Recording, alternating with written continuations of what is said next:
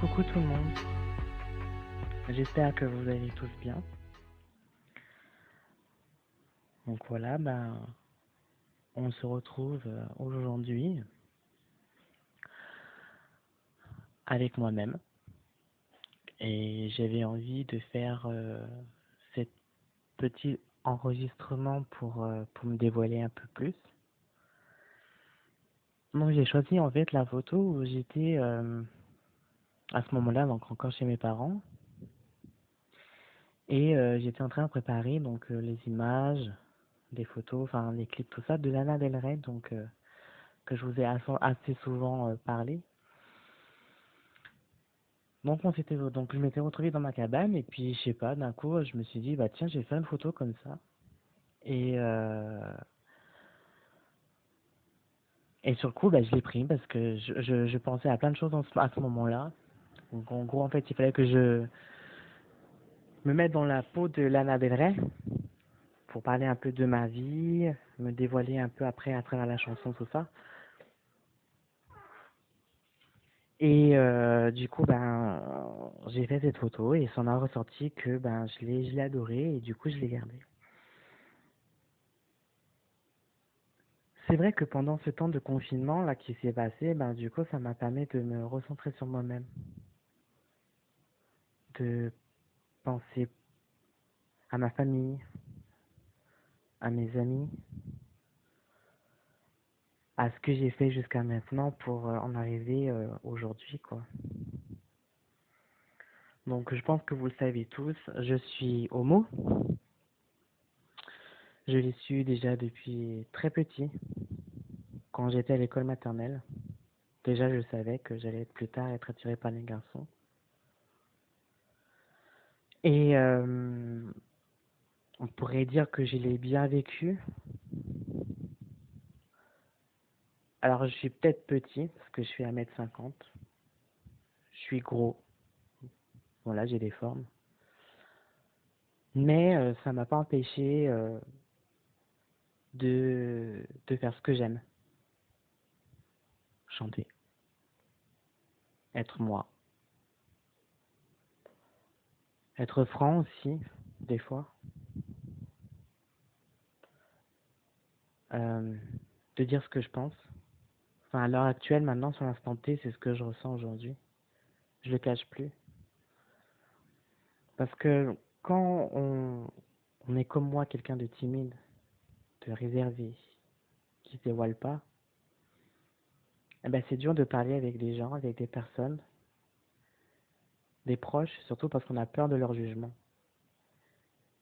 Et y a quelqu'un qui m'a dit, tu sais Thibaut, il faut pas te cacher comme ça. Si tu sais quelque chose, si tu ressens au fond de ton cœur, au fond de toi-même, que si tu as envie de parler, parle. Parce que si tu le diras pas sur l'instant T,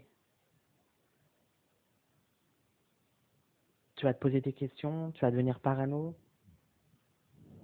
et tu auras du mal à avancer. Parce que ça pourrait te... Psychologiquement et moralement, tu vas toujours y penser et tu auras toujours une barrière qui sera devant toi, quoi. Et elle avait raison, cette personne. Et du coup, quand j'ai su que j'étais gay, j'avais peur au départ de le dire à mes proches. Je savais pas s'ils étaient au courant, je savais pas si s'ils allaient bien le prendre justement. Et donc du coup, je l'ai caché pendant un très long moment, jusqu'à mes 14 ans. Où là, je l'ai enfin dit parce que je pouvais plus. Je savais que quand j'étais petit, ils me voyaient en train de jouer avec les filles ou ils me voyaient en train de me déguiser dans ma chambre. Il y avait ma cousine qui venait souvent à ce moment-là, à cette époque, chez moi. Et on faisait des spectacles. Euh, ou alors on jouait que tous les deux à Sailor Moon, ou alors à la petite sirène, ou à Mulan.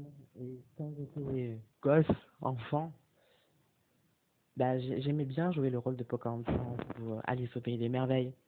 Et puis c'est fou parce que j'avais une de ces mémoires à mémoriser les films Et j'en ai repensé là, il y a récemment. J'ai dit, waouh, mais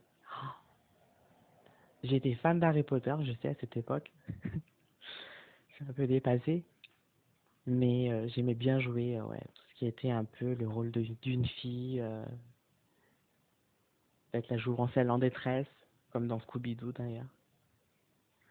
Et ouais, j'ai toujours été un peu efféminé, pas maniéré, mais toujours efféminé.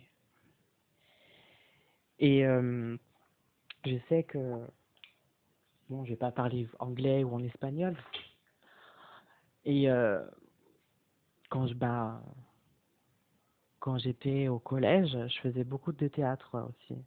Ça m'a permis de casser cette barrière de la timidité, d'être réservé sur moi-même.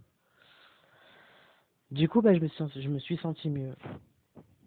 Et arrivé au collège, bah, ça a été très dur, quoi.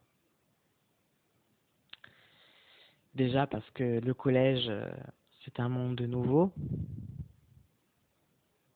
On ne sait pas qui on va voir, on ne sait pas avec qui on va accrocher, on ne sait pas qui seront nos meilleurs amis, notre confident, notre confidente, notre crush, le premier baiser. Et j'ai pas eu beaucoup de petits copains, vraiment. J'étais amoureux, mais c'était pas des bonnes personnes parce qu'elles étaient pas gays comme moi. Et donc du coup, bah, j'ai eu du mal à être moi-même au collège, quoi.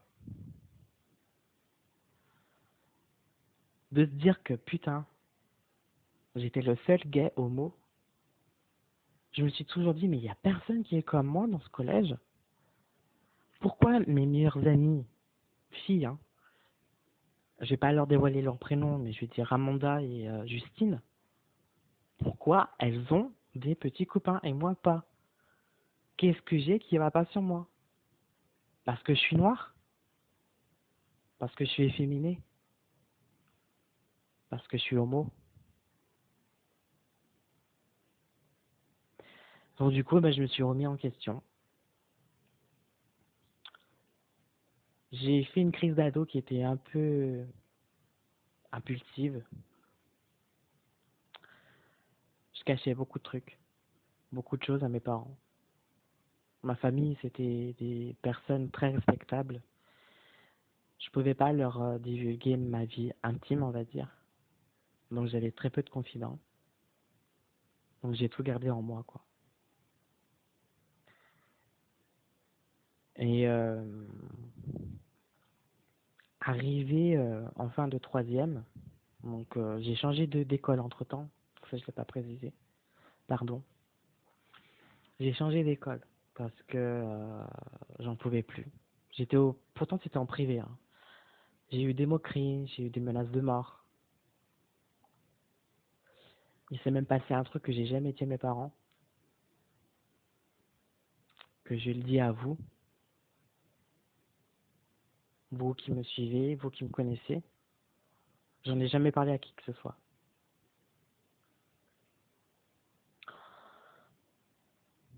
C'est avec une boule au ventre que je vais le divulguer.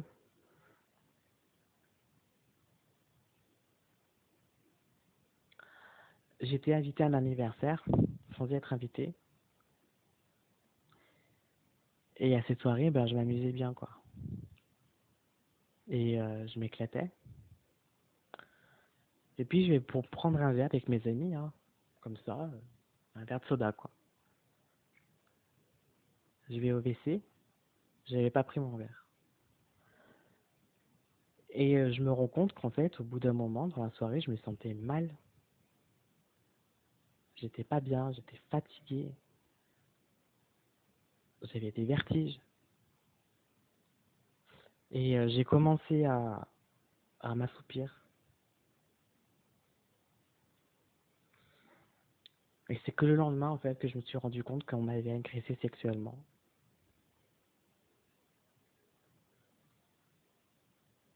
À ce moment-là, à cette époque-là, j'étais que en quatrième.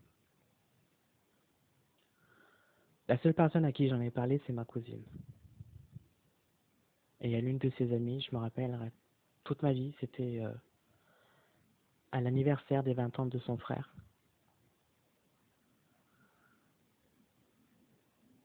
Je pouvais plus garder ça au fond de moi, il fallait que j'en parle à quelqu'un en fait. Et jamais personne n'a été au courant. J'ai jamais dit à mes parents.